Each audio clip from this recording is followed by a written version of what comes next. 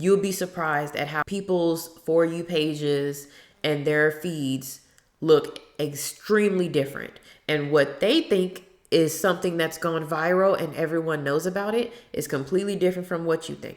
I'd rather keep it real with ya. While I do see that Yasmin Benoit is not done, doing her activism and stuff like that, I want people to understand that she is not the leader of the asexual community. Because again, we don't really have a leader. We don't really have a defined, like, we all agree on even what the definition of asexuality is.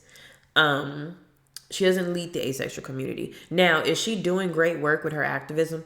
Absolutely. She has decided to, and I mean this with all the respect and love and positivity, but make a spectacle of herself. Because the asexual woman who is sexually attractive is very eye-catching and attention-grabbing. And she is using that attention that she gets to push for more visibility and representation for asexual people, which is great. But it also means that she's taken a lot of hatred from people who don't believe that asexual people should be sexually attractive. So she's doing great work, and I think it's great what she does, but she's not the leader of the asexual community. She is not the sole voice of the asexual community. More people in more spaces have to be okay talking about the fact that they are asexual and what it means for them. Not to impose it, not to bring it up on multiple conversations, but just having that more visibility so that people can say, oh, I know an asexual person, when someone else tells them that they're asexual. I talked to somebody that I haven't spoken to really since college, and they were like, you're asexual, right? That was the thing that you were? And I was like, yeah, I'm asexual. And they're like, oh, I know somebody else who's asexual. And I was like, oh, great, that's cool. Just to even have interactions like that is going to make people feel more connected and less like an alien walking around. So it is important to break the silence when you can, so that you can just be visible. Because you know how many other people are out there wishing that they knew another asexual person, and you could be standing right next to them and you don't know it. I remember in college, finding out somebody that I had known for the whole 4 years of college was asexual. And I was like, when did this happen? You've been here this whole time? And I'm over here thinking that I'm by myself? And they were like, oh, I don't go around telling people and stuff, they keep under wraps. But it can start with you. It can start with you being more open about it. When I was in Japan and people was like, oh, what's your Instagram? I add you on Instagram. And I was like, I don't know why everybody cares about Instagram so much, but here's my Instagram. My bio on Instagram says that I am asexual. And so one of the people who was taking down my Instagram was like, oh, I'm asexual too. I just don't tell everybody, but I'm asexual too. And I was like, oh, great. Now you know another asexual person. It doesn't mean that we have to go be best friends or be in some kind of QPR or anything like that. It just means that you should be more visible.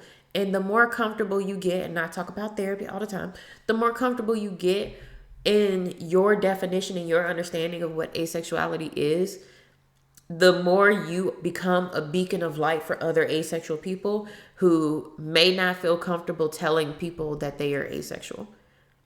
It can start with you. Just like I do this channel and I share the videos around with people, you could be in spaces and be like, I'm asexual, so da da da da da.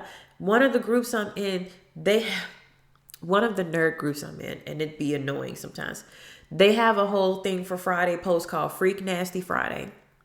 Meaning that is the day of the week that they post all of their sexual memes and they talk about sex and all of those great things. And I love that for them. I love that they can break the stigma of sexuality and the ideas that women can't want sex or can't enjoy sex and all that stuff. It ain't for me though. So on those days, I don't really be in the groups on those days. And if I do somehow catch a stray, because the algorithm will say, you like this group, here's one of the things that someone posted, I may comment. If someone's like, hey guys, how long has it been since you last had sex? And everybody's like, oh, 2 days, oh, a week, Oh, it's been 2 weeks, I'm dying. I'd be like, I'm asexual, so never. It is not like I have a whole debate or I don't even really explain it. I just be like, I'm asexual, I don't do that. Or if it's like them talking about how sexy some anime character is, I'm asexual, so I don't think Gojo is sexy. I'm sorry. And I just leave it at that. Um, but just throwing it out there, being visible, being known to the where people who haven't spoke to me in years are like, yeah, you were asexual, right? You told people that. That's a huge thing. Just being visible and being yourself. I know it feels hard and I know it feels like people don't like you. I know it feels like people are gonna attack you. And if somebody wants to get weird with you, you don't gotta entertain that, especially on the internet. Close your computer. Turn your phone off and walk away. They can't hold you hostage on the internet. I've had to explain this to several people. I feel like people do be feeling like they're trapped, like they're being held against their will in a comment section, and you don't have to do that. You can delete it. You can walk away. You don't have to engage when it's the internet. Even in person, you can walk away, but I know that's really hard. So I'm not telling you, hey, just stand up for yourself. I know that that's hard as fuck. But on the internet, you can walk away. The last thing I want to talk about is the little shift that I've seen in these smaller asexual groups. Like I said, I had to leave the larger ones because it was getting too wild. It was getting too crazy. If you don't know what I'm talking about, look at any of my old asexual videos. Like, people just was acting a fucking fool in them large groups, and it was impossible for the moderators and the admins to keep track of it. And also too, a lot of people misunderstand each other through text. And so it was just leading to a lot of nonsense. But I have noticed in these smaller asexual groups that there has been an increasing number of people who are kind of kindly correcting people. So I felt like on one hand, we had the full on tolerance of everything. You go, girl, everything's valid no matter what. We had that. We kind of had an overcorrection for a while of people being like, you're not asexual, shut the fuck up, get out. And now I feel like we finally come back to that middle ground. Things have calmed down a little bit where someone posting things and other people are just kind of like, why? So I was in one of my smaller groups and someone posted in the asexual group that they had just had sex and they enjoyed it. And when I first looked at it, I thought it was a troll because I was like, are you trying to, like, make fun of asexual people? Like, what's going on here? What's the reason? What's the purpose? And I looked in the comments, and then there was one person who was like, yeah, asexuals can love sex and stuff like that. Because the person was like, I enjoyed it. I loved it. It was great. Like, I just wanted to share that with you guys. And, but a lot of the other comments was kind of like, what was the reason? What necessitated you coming here specifically to say that? Like, it was more so like, need more context. So it wasn't, no one was being mean or aggressive or like, that's not asexual. Asexuals can't enjoy sex. Like, nobody was saying anything like that. They were like, okay, that's fine that's something that you did, in the privacy of your own home, two consenting adults, whatever. Why did you need to come out and broadcast that to us? And the person never answered. Maybe they felt targeted or whatever, but it was one of those things where I was like, I was actually a little proud for a minute because no one was attacking anybody, but nobody was blindly accepting anything that was said or assuming why they thought the person was saying that and what it meant for them. Nobody was projecting. I think I'm starting to lose my voice because I've had this chest cold since it got cold outside. But so there was no overreaction. There was no grand, big event that I was going to have to come talk to you guys about. It was more just so like, that's a weird thing to say in any situation. Would you go onto your own page and post, I just had sex, it was great, I loved it, want to share it with the world? You wouldn't do that. Well, some people would. But as an asexual person, you wouldn't do that because that would invite a lot of weird energy in your comment section. So it just seems like, from an asexual perspective, it's a weird thing to post anywhere on social media because there's nothing wrong with you having sex and enjoying it, but that's a private thing. That's something that you do with another person in the privacy of your own home. It's not for the internet to know unless you're a OnlyFans creator. Can you imagine the outrage if there was an asexual OnlyFans creator? Like I said, I feel like the asexual community was not ready for the overcorrection that they tried to do in an attempt to be all encompassing and tolerant of everybody. Because we hadn't gotten to a point yet where we had convinced the world or even our worlds that it's okay to be asexual and not be sexually attracted to people. We hadn't gotten to a point where we've been able to convince people that it's okay to not want sex. We hadn't gotten to the point where we were able to convince people that you can be somebody who doesn't want to have sex, who hasn't had sex, and you're not some secret freak or celibate or whatever, like lying, to appear pious or any of those things. We have not gotten to the point where people have accepted the fact that there are people who don't want to have sex or who don't want to engage in sexual relationships. So for us to jump to asexual people can be freaks and sluts and go to sex parties and have multiple sexual partners and like have high sex drives and like all of those things. It was a huge, huge overcorrection. And it was less of people coming together over a shared experience and more so people trying to come together because they liked a certain label.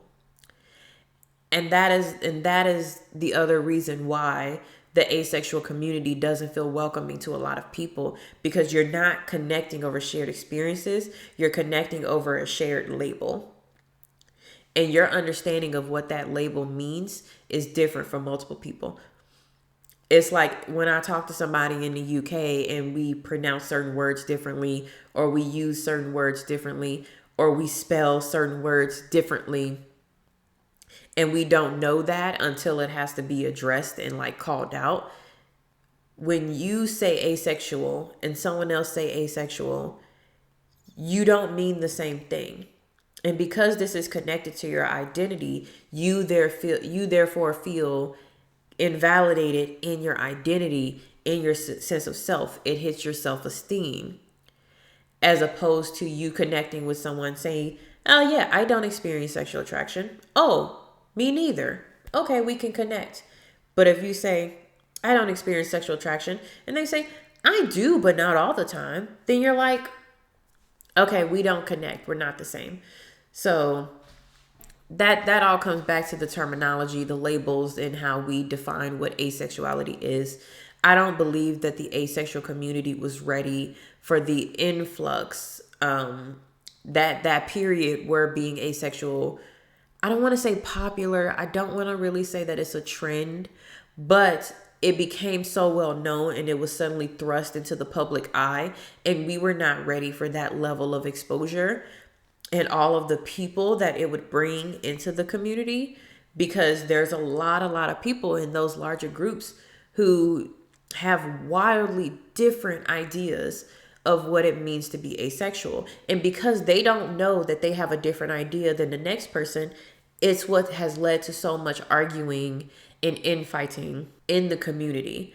Because if you're someone who's coming from the place of you don't have sex, or you're not interested in sex, but you may be open to it in a relationship or whatever, talking to someone who actively goes to sex parties and has sex with multiple strangers, but also calls themselves asexual, is going to result into a huge argument where both of y'all are going to feel invalidated in your own identity.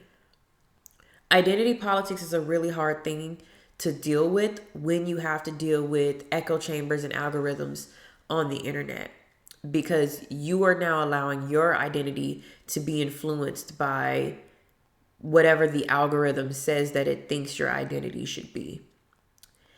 And if you allow yourself to be led by an algorithm, you're always going to feel like something about you is not normal or not okay, and you are somehow separate from all the people around you.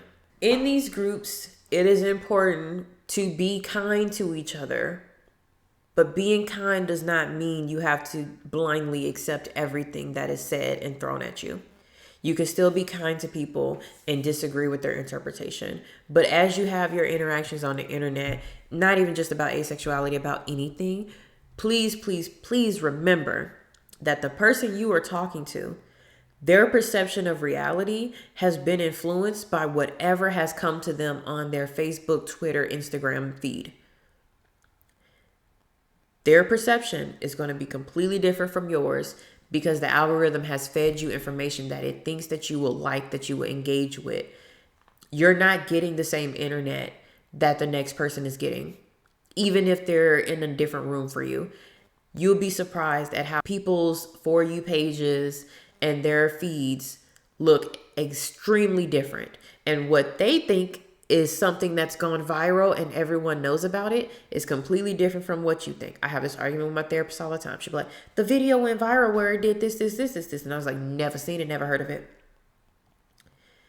No matter how many millions of views a song gets or a video gets, you're going to meet somebody who's never heard that song, never seen that video, never even heard of that person. Because that's how the internet works. So have your boundaries. Understand the person you're talking to is coming from a very different background and perception of reality for you. Understand that they have a different baseline of understanding as you. And their generalizations and their ideas about people are completely different than where you are. And I hope that that helps you with your mental health and your self-esteem around feeling isolated and lonely on the internet. So thank you guys for watching the whole way through. I really appreciate it. I do apologize about how much longer it's taken for videos to come out. I've been extremely overwhelmed with work and weekends and everything. And traveling to conferences and stuff. Well, traveling is fun, but then sitting in these conferences and, flying economy is not fun. Flying all the way in the back with no space when you got hips like mine is not fun. So it is taking a lot of energy. I'm hoping around December time that things will have cleared up, especially because everybody will be taking their vacations and going to be around their family. And I don't do that in December. So everything will kind of like quiet down a little bit. And I can just be in the house with my cats and playing video games and watching horror movies. But like I always say, take care of yourself because you deserve it. Drink your water, eat your food, take your naps. No one can live in this body but you, so you have to be the one to take care of it. And I'll see you guys in the next video. Bye.